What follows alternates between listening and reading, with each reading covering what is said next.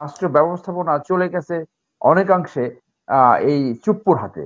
এবং রাইটলি এটা তো বিএনপি তাদের রাজনৈতিক অবস্থান থেকে এটাকে ক্যাশ করবে এবং তাই করছে।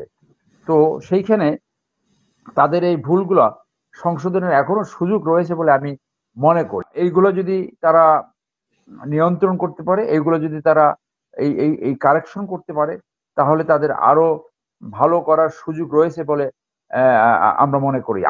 যদিও এই অন্তর্বর্তীকালীন সরকার গঠনটাই এই কনসেপ্টটাও একটা রং, কারণ এই অন্তর্বর্তীকালীন সরকারের কনসেপ্টটা দাঁড়িয়েছে একটা কেয়ারটেকার গভর্নমেন্টের মতো।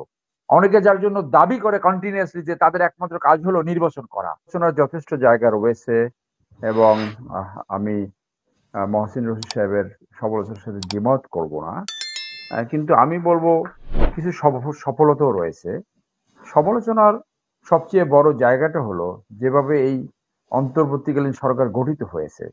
একটি বিপ্লবী সরকার, যেটা প্রফেসর ইউনূস সবসময় বিপ্লবী সরকার বলে, সেই বিপ্লবী সরকার একটা কনস্টিটিউশনাল যে রাষ্ট্রপতি, যেটা পতিত সরকার কর্তৃক তাকে নিয়োগ করা হয়েছিল, সেই রাষ্ট্রপতির হাতে যখন শপথ নিয়েছে, এইটাই ছিল সবচেয়ে বড় সমালোচনার জায়গা। অর্থাৎ যে স্পিরিটটা আসছিল, যে চেতনা সৃষ্টি হয়েছিল অভ্যুত্থানের মাধ্যমে, বিপ্লবের মাধ্যমে, সেই চেতনা এবং সেই স্পিরিট, সেই আকাঙ্ক্ষা সেইখানে হোঁচট খেয়েছে।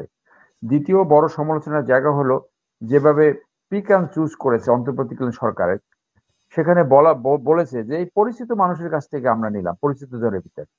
তো আপনি শুরুতে পরিচিত জনের ভিতর থেকে নিয়েছেন, পরবর্তীতে আপনি ট্যালেন্ট হান্ট করেন নাই কেন, আপনি সার্চ করেন নাই কেন যারা ট্রুলি কন্ট্রিবিউট করতে পারে? এখানে যাদেরকে নেওয়া হয়েছে অ্যাডভাইজার হিসেবে, এর অর্ধেক অথর্ব, আমরা একাধিকবার বলেছি। They do not know the statecraft. রাষ্ট্র কিভাবে পরিচালিত হয় কোনো কিছু না, জাস্ট গাড়িতে চলে, পতাকা করে, আর বসে বসে আরামায়েশ করতেছে। Just they cannot perform. এইটা ছিল দ্বিতীয় ভুল। এবং এই ভুলের খেসারত গুলো কিভাবে দিয়েছে?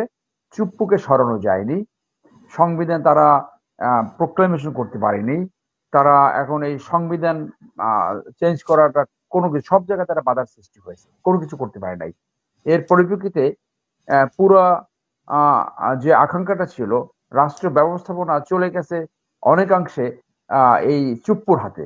এবং রাইটলি এটা তো বিএনপি তাদের রাজনৈতিক অবস্থান থেকে এটাকে ক্যাশ করবে এবং তাই করছে।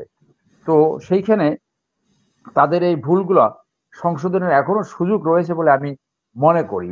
আমি ব্যক্তিগতভাবে মনে করি যে প্রফেসর ইউনূস তার শুরুতে যে স্লো গতি ছিল, শুরুতে যে অনভিজ্ঞতা ছিল, সেগুলো কিছুটা কাটিয়ে উঠতে পেরেছে বলে আমার মনে হয়। এবং যেহেতু বড় ধরনের স্যাক্রিফাইসের মাধ্যমে এই ধরনের একটা সরকার গঠিত হয়েছে, এইটা তাকে পারফর্ম করার সুযোগ দেওয়া উচিত বলে আমি মনে করি। কিছু ভালো জিনিস তো হবে, যে ইনভেস্টমেন্টের কথাগুলো বলা হয়েছে, সেই কিন্তু ইনভেস্টমেন্ট সুযোগ গুলো তো যদি আট আসে, মাসে ৮ মাসে ওরকম কোনো কিছু আপনি দেখতে পাচ্ছেন চোখে পড়ার মতো যে এবং উল্লেখ করতে এবং পারি? যে যে যে দুর্নীতির কথা বলা হয়েছে, আহ সেই দুর্নীতি তো ডেফিনেটলি, দুর্নীতি তো বাংলাদেশের ক্যান্সারের মতো ছেয়ে গেছে, সেটা তো রাইটলি সে বলেছে। এবং সেগুলো যদি অনলাইন করতে পারে, বাংলাদেশ মানুষ যদিও যদিও অতটা অ্যাকাস্টম না, অনলাইন করতে হলে তাদের কারো না কারো হেল্প নিতে হয়। সেইখানে প্রত্যেকটা পাড়া মহল্লায় হেল্প ডেস্ক থাকবে কিনা অনলাইনের সেবাগুলো নেওয়ার জন্য? কারণ আমাদের মানুষ তো একটু হেজিটেন্ট টু দ্য টেকনোলজি, সেই হেজিটেশনটা ভাঙতে অনেক সময় লাগবে। তো সেইখানে আমি মনে করি যে ডেফিনেটলি কিছু ভালো দিক তো আমি অবশ্যই বলবো। যেমন অনেকগুলো প্রজেক্টের যে এস্টিমেশন, সেইটা কমিয়ে এনেছে। আপনার এবার যে রোজায় দ্রব্যমূল্যটা নিয়ন্ত্রণে রাখা গেছে, এই ক্রেডিটটা আমি এই অন্তর্বর্তীকালীন সরকারকে দিতে চাই। কারণ আমরা একটা সরকার দেখেছিলাম যে প্রত্যেকটা গুডস, প্রত্যেকটা দ্রব্যের উপরে সিন্ডিকেট করে তারা বাংলাদেশের মানুষের পকেট কেটেছে। এমনকি নির্লজ্জভাবে কাঁচা মরিচের সিন্ডিকেট পর্যন্ত করেছে। এবং সেইখানে সেই সিন্ডিকেটের নেতা ছিল বাণিজ্য মন্ত্রী, তৎকালীন বাণিজ্য মন্ত্রী। সে বলবে যে সিন্ডিকেট ভাঙা যায় না, তাহলে নাকি জিনিসপত্রের দাম বেড়ে যাবে। যদিও এইখানে যে বাণিজ্য উপদেষ্টা হয়েছে, সেও সিন্ডিকেট মেনটেন করে।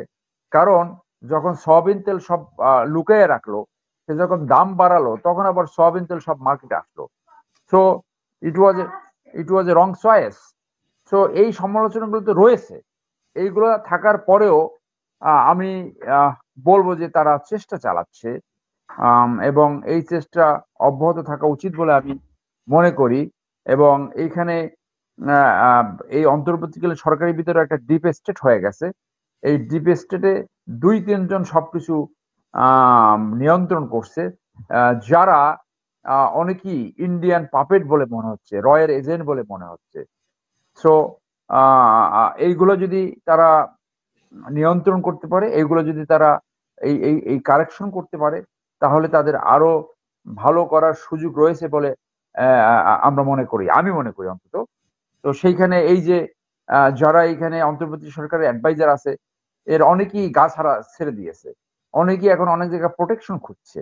তো এইগুলো না করে সত্যিকারে একটা স্পিরিটেড সরকার, যে বিপ্লবের পরে যে একটা সরকারের যে ক্যারেক্টার থাকা উচিত ছিল, সেই ক্যারেক্টার তাদের হলে আমার মনে হয় যে জাতি বিনির্মাণের যে একটা সুযোগ আসছিল, সেই সুযোগটা তারা কাজে লাগাতে পারতো।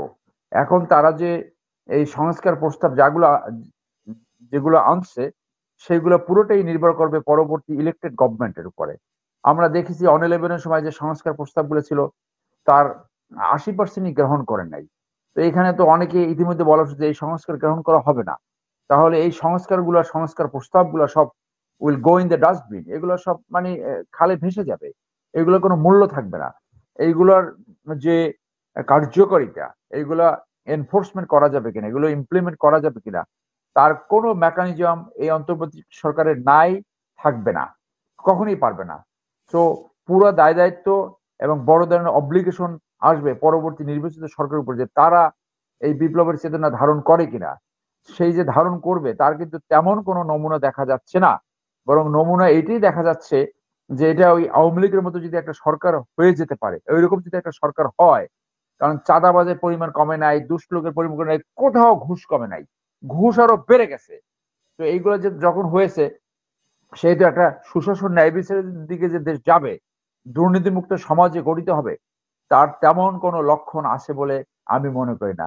এখনো যতটুকু সময় প্রফেসর ইউনূস পাবে, সেই দিকে যাওয়া উচিত বলে আমি মনে করি।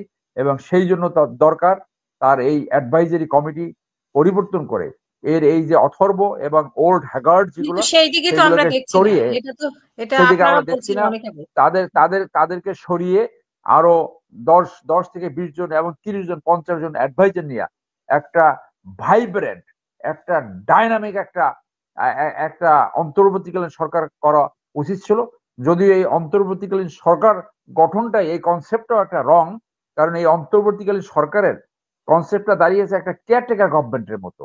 অনেকে যার জন্য দাবি করে কন্টিনিউয়াসলি যে তাদের একমাত্র কাজ হলো নির্বাচন করা, হুইচ ইজ নট কারেক্ট। একটা বিপ্লব পরবর্তী এবং অভ্যুত্থান পরবর্তী সরকারের ম্যান্ডেটের কোনো ঘাটতি থাকে না। যারা এই কথা বলে তাদের ম্যান্ডেটের ঘাটতি আছে, আমি তাদের সাথে দ্বিমত পোষণ করি। অতএব তাদের এখনো সুযোগ আছে, যদি ইতিহাস থেকে শিক্ষা নিয়ে সেইভাবে রাষ্ট্র পরিচালনা করে, তাহলে উপকৃত হবে এদেশের মানুষ, উপকৃত হবে গণতন্ত্র, উপকৃত হবে সুশাসন এবং ন্যায় বিচারের ধারণা। সর্বশেষ আমি বলবো, উনি চীনে যাচ্ছে, চীন এটাকে অত্যন্ত গুরুত্ব দিচ্ছে এই সফরটাকে। এবং চীনের সবচেয়ে বড় সফলতা হবে উনি যদি রোহিঙ্গা রিপাট্রিয়েট করার ব্যাপারে চীন সরকারকে রাজি করাতে পারে। এবং দ্বিতীয় সফল হবে যদি বাংলাদেশে ইনভেস্টমেন্ট আনতে পারে এবং বাণিজ্য যদি আরো উন্মুক্ত করতে পারে। এইটাই হবে সবচেয়ে বড় সফলতা এই সফরের। তো আমরা জাতি সেই দিকে চেয়ে থাকবে, আমরা সেই দিকে দেখবো যে কি চমক আছে। সবচেয়ে বড় চমক হবে যদি ট্রুলি চায়না গভর্নমেন্টের কাছ থেকে রোহিঙ্গাদের রিপাট্রিয়েট করার জন্য প্রতিশ্রুতি আনতে পারে এবং দ্রুত সেইটাকে ইমপ্লিমেন্ট করতে পারে। ধন্যবাদ।